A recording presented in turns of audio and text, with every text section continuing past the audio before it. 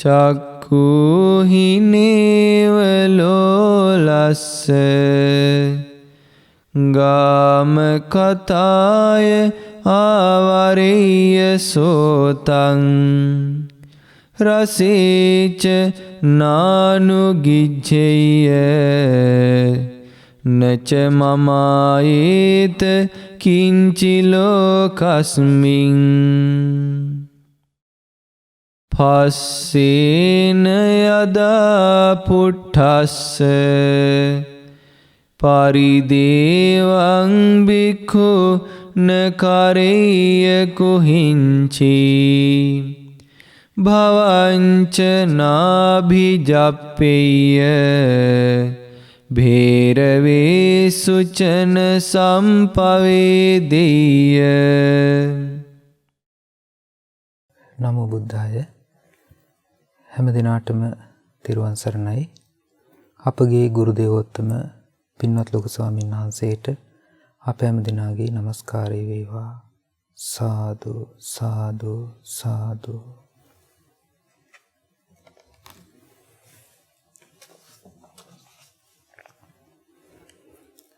ශ්‍රද්ධාවන්ත පින්තුනි, බුදුරජාණන් වහන්සේගේ ධර්මයේ සඳහන් වෙන ඒ උතුම් තුවටක සූත්‍ර දේශනාවේ ගාථාවලටයි අපි මේ දවස්වල සවන් දෙමින් සිටින්නේ. විශේෂයෙන්ම බුදුරජාණන් වහන්සේ ජීවිත අවබෝධය පිණිසයි මේ උතුම් සද්ධර්මයේ වදාළේ. ඒ ධර්ම අවබෝධය පිණිස උන්වහන්සේ ධර්මයේ දේශනා කරන්නේ ලෝකයේ පිළිබඳ පරිපූර්ණ වූ ඥානයකින්, පරිපූර්ණ අවබෝධයකින් ලෝකයේ දෙස බලමින් ලෝකයේ ස්වභාවයට අනුව භාග්‍යතුන් වහන්සේ මේ ධර්මයේ දේශනා කරන බව, ඒ චක්කෝනි විවට්ට, ඒ කියන්නේ ආකාර පහකින් ලෝකයේ දෙස බලන බව කලින් ගාථාවේදී සඳහන් වුණා. එතකොට බුදුරජාණන් වහන්සේලා ලෝකයේහි හිස් වචන හෝ අනර්ථ සහිත වචන හෝ කතා කිරීමක් නැහැ. බුදු කෙනෙකුගේ ජීවිතයක තිබෙන්නේ නිවන අරමුණු කරගත්තු, නිවනටම උපකාර වෙන සත්‍ය ධර්මයේ කතා කිරීමයි. එතකොට ඒ පිළිබඳව ශ්‍රාවකයෙකුට තිබිය යුතුයි ශ්‍රද්ධාවක්.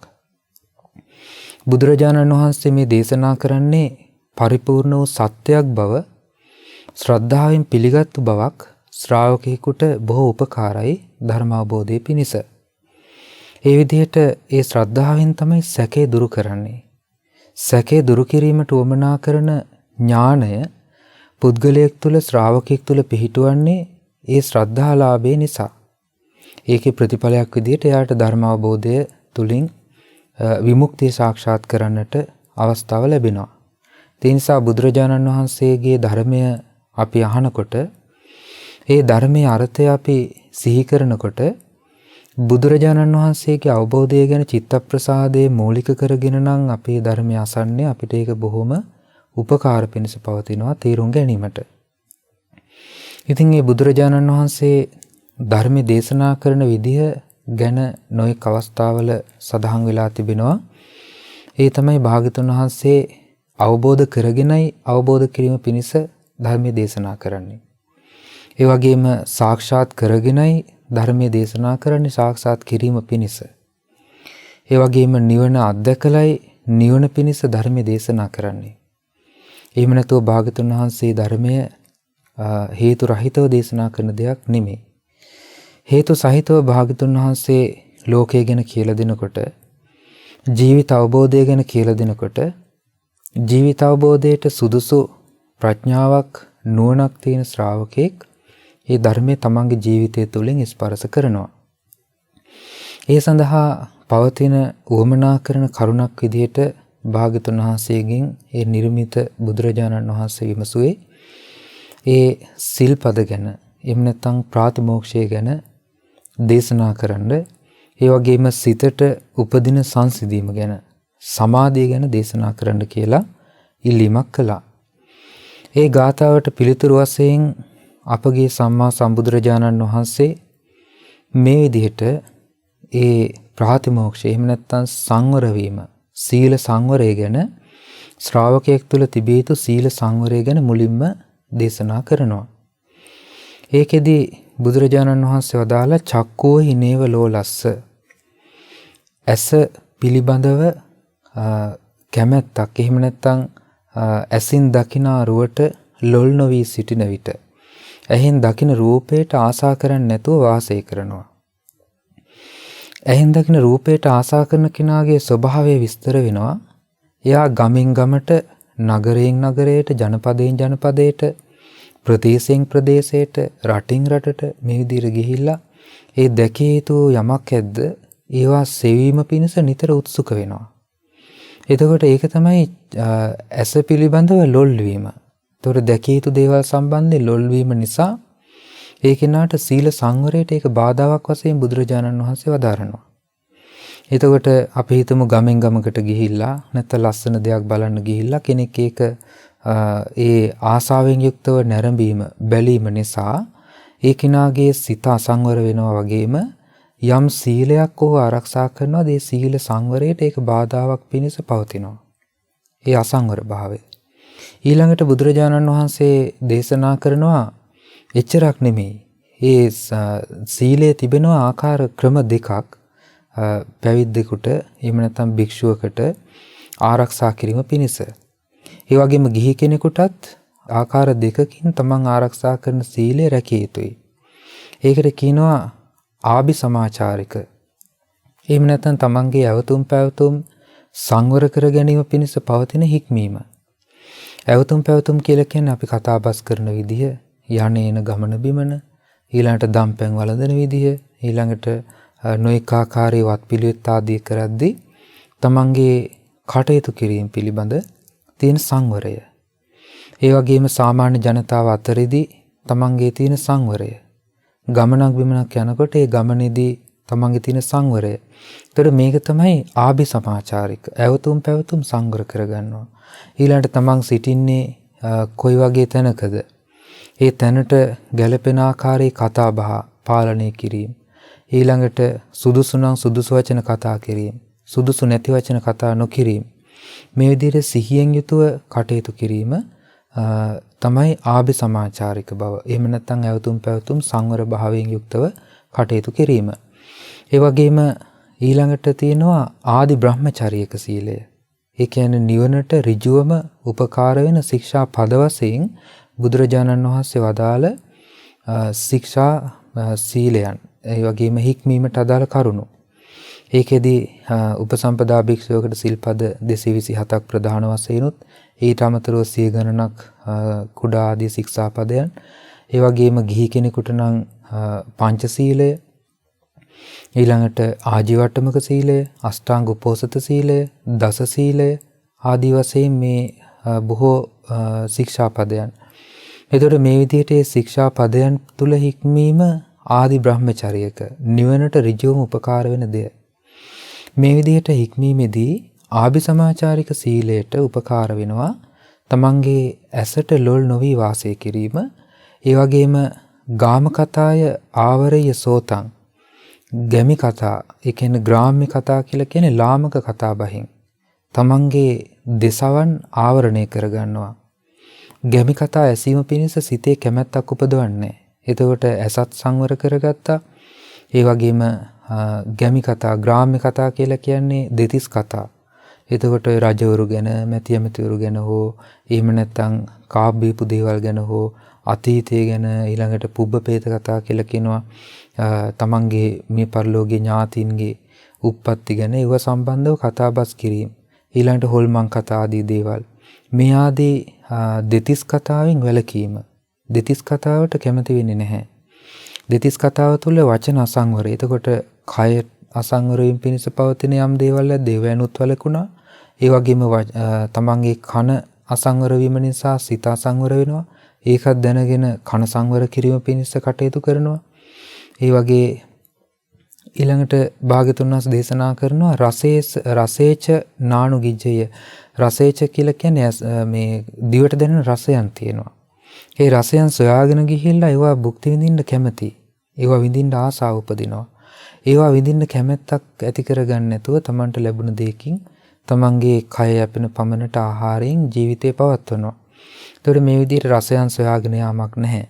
ඊළඟට නච මමායත කිංචි ලෝකස්මින් ලෝකයට අයිති කිසිවක් මගේයයි තමන්ගේයයි හැඟීමකින් ගන්නේ නැතුව ඒ වගේ මඤ්ඤණාවක් හැඟීමක් නැතුව ලෝකය ගැන කල්පනා කරනවා.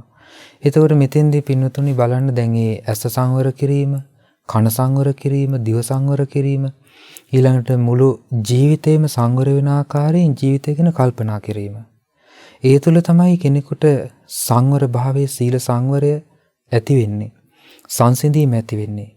ඒ සංසිඳීම යම් කෙනෙකුගේ ජීවිතයකින් දුරස් වෙලා යනවා නම් ඒ දුරස් වෙන්නේ කෙනෙක් අසංවර වීම නිසා. ඒ අසංවර භාවය දුරු කරලා සංවර භාවයේ පිණිස තමන්ගේ හිත බලවත්ව පුරුදු කරනවා. බලවත්ව පිහිටුවාගෙන සිටිනවා. බලවත් වීරියකින් යුතුව ඒ සඳහා කටයුතු කරනවා. බුදුරජාණන් වහන්සේ වදාලා ඊළඟට පස්සේන යදා පුට්ටස්ස යම් අවස්ථාවක කෙනෙකුට ස්පර්ශයන් ලැබෙන්න පුළුවන් තමන්ට කටුක ස්පර්ශ. එහෙම නැත්නම් තමන්ට කරකස පහස ලැබෙනවා කයට. ඒ කරකස පහස ලැබෙනකොට පරිදේවං බික්කුණ කරය කුහිංචි. ඒවා සම්බන්ධයෙන් ඒවා අරමුණු කරගෙන වැළපීමක්, ශෝකයක් හිතේ උපද්දවන්නේ නැහැ. සාමාන්‍ය ලෝකයේ මිනිස්යාට කයට පහසක්, දරුණු පහසක් ලැබෙනකොට ඊළඟට තමන්ගේ ජීවිතේ මොන හරි රෝගාබාධයක් වේවා, එහෙම නැත්නම් කාගෙන් හරි දරුණු ප්‍රහාරයක් වේවා, මේවා ලැබෙනකොට එයාට ඒකේ අසංවර වීම පිණිස ඒක හේතු වෙනවා. ඒ වගේම ශෝක කිරීම පිණිස ඒක හේතු වෙනවා. එතකොට මේ ශෝක කිරීමකින් තොරව, වැළපීමකින් තොරව තමන්ගේ ජීවිතේ පවත්වීමට කටයුතු කරනවා.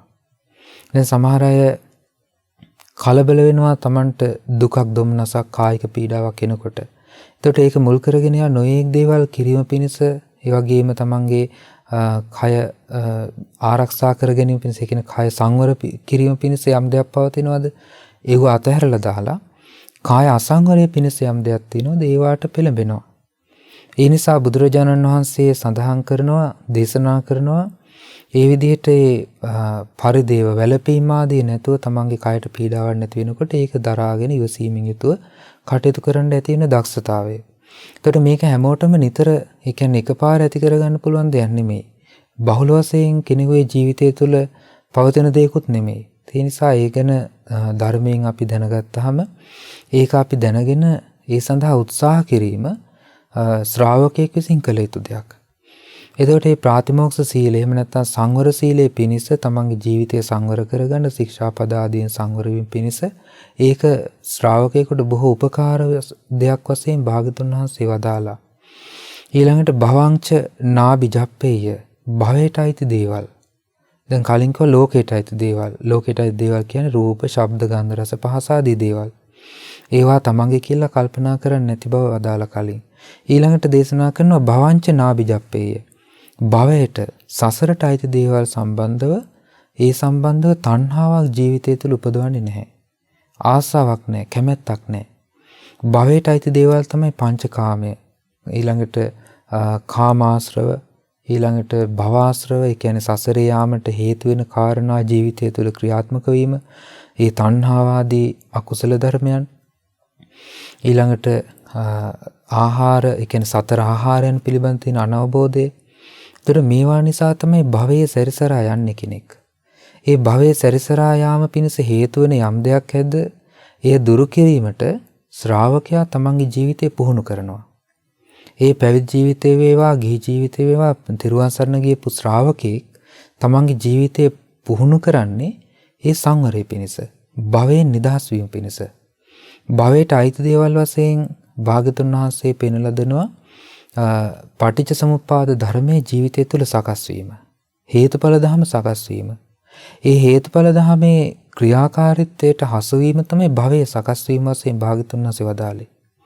ඒ නිසා යම් ශ්‍රාවකයෙක් ඉන්නවා නම් තමන් සසරේ යනවට බය ඇති කරගත්තු ඒ ශ්‍රාවකයා නුවණින් විමසමින් ඒ භවයේ කෙරෙහි, සසර ගමන කෙරෙහි පවතින හේතු සාධකයන් දුරු කිරීම පිණිස, අවබෝධ කිරීම පිණිස, ඒවා මුළුමනින්ම ප්‍රහාණය කිරීම පිණිස, ඒ කෙරෙහි පවතින තණ්හාව ප්‍රහාණය කිරීම පිණිස, එය සාක්ෂාත් කිරීම පිණිස තමන්ගේ ජීවිතය කැප කරලා තියෙනවා. ඒ විදිහට ඒකායන ඉලක්කයකට කෙනෙක්පත් වුණොත්, ලාමක ඉලක්ක නැතුව ඒ කෙනාට සීල සංවරය පුරුදු කිරීම කියන දේ සරලයි. නමුත් ඒ ලාමක දෙයට හිත ගිය කෙනෙකුට සීල සංවරය තුළින් අකුසල් දුරු කිරීම පිණිස දරන්න තියෙන වෙහෙස බලවත් දෙයක්. ඒ මොකද හේතුව භවයට ආසා කිරීම, භවයට අයිති දෙයට ආසා කිරීම නිසා, ඒ නොදන්නාකම නිසාම ඒ තමන් අතින් සිද්ධ වෙන යම්කිසි දේවල් අකුසල් වශයෙන් පවතිනවද ඒව හඳුනගන්න නැතුව ඒව ප්‍රහාණය කරගන්න නැතුව කටයුතු කරනවා. ඒ නිසාම ඔහුගේ සංවරය නැති වෙලා ගිහිල්ලා අසංවර භාවයටපත් වෙනවා. ඒ නිසා බුදුරජාණන් වහන්සේ වදාළ භවය ගැන ආසාවක් තණ්හාවකින් තොරව කටයුතු කරන කෙනා, ඒ පිළිබඳ අපේක්ෂාවකින් තොරව කටයුතු කරන කෙනාට තියෙන එකම අපේක්ෂාව තමයි ජීවිත අවබෝධය ලැබලා තණ්හාව දුරු වීමට කටයුතු කිරීම. ඒ සඳහා තමයි ඔහු වෙහෙසෙන්නේ. ඒ සඳහා තමයි ඔහුගේ ජීවිතය ක්‍රියාත්මක වෙන්නේ, හැසිරීම පවතින්නේ. ඒ වගේම ජීවිතයේ යම් කතාබහක්, යම් හැසිරීමක්, යම් කටයුත්තක්, යම් දෙයක් කළාද ඒ සියල්ල පවතින්නේ ජීවිතය අවබෝධය පිණිස, තණ්හා දුරු කිරීම පිණිස.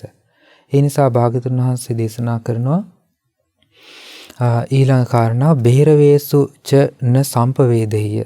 බෙහෙරවේසු කියලා කියන්නේ බයට හේතු වෙන යම් කරුණු ඇද්ද ඒවා පිළිබඳ කම්පනයක් හිතේ උපදවන්නෙත් නැහැ.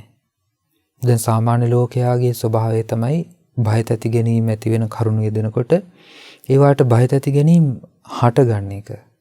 ඒ ජීවිතය පිළිබඳ අවබෝධයක් නැතිකම නිසා, මෝහය නිසා තමයි බය ඇති වෙන්නේ. භාග්‍යවතුන් වහන්සේ වදාළා මෝහයේ හේතුවෙන් බය උපදිනවා, බය තැති ගැනීම උපදිනවා.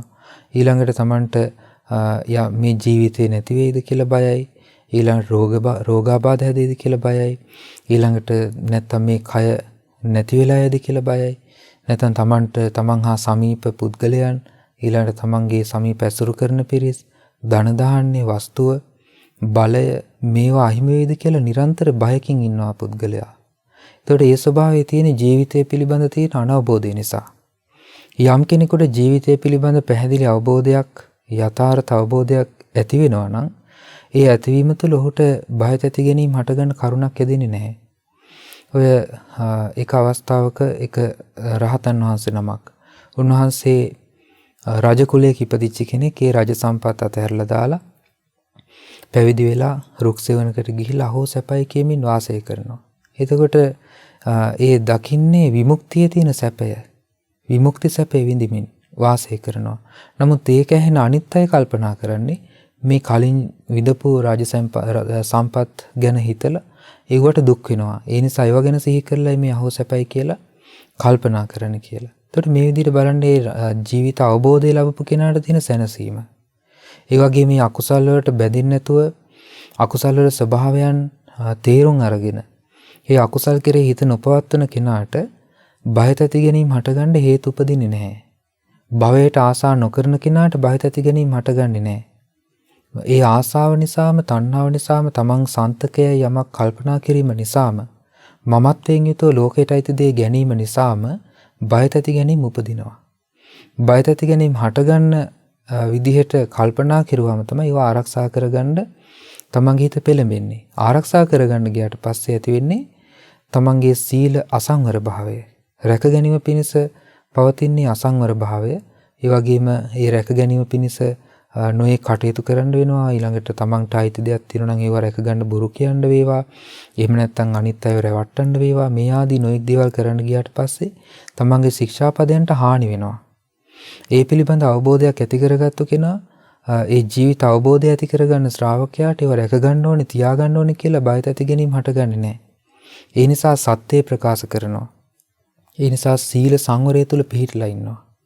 මේ විදිහට බුදුරජාණන් වහන්සේ දේශනා කරනවා නොඑක ආකාරයෙන් මේ ජීවිතය තුළ සීල සංවරයට, එහෙම නැත්නම් සංසිඳීම පිණිස, කෙලෙස් දුරු වීම පිණිස, තමන්ගේ හිතේ තියෙන අකුසල් දුරු කර ගැනීම පිණිස වමනා කරන බොහෝ කරුණු මේ විදිහට භාගතුන් වහන්සේ වදාරනවා.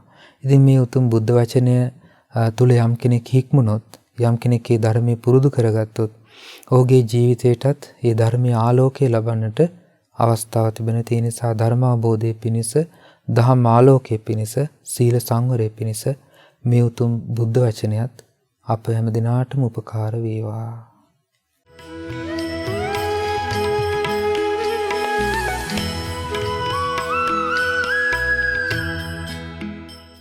අද දවසේදී මේ උතුම් සදහම් වැඩසටහන සඳහා දායකත්වය සපයන්නේ එංගලන්තයේ පදිංචි පින්වත් නරේන්ද්‍ර කීර්තිචන්ද්‍ර මහතා, ශ්‍රියානි කීර්තිචන්ද්‍ර මහත්මිය, අමිල කීර්තිචන්ද්‍ර පුතණුවන් සහ සුමුදු ප්‍රභාණි වික්‍රමරත්න මහත්මිය කිනී පින්වතුන් විසින් රැස් කරගත්තු සියලු පුණ්‍ය ධර්මයන් සියලු දෙවියෝ අනුමෝදන් වෙත්වා.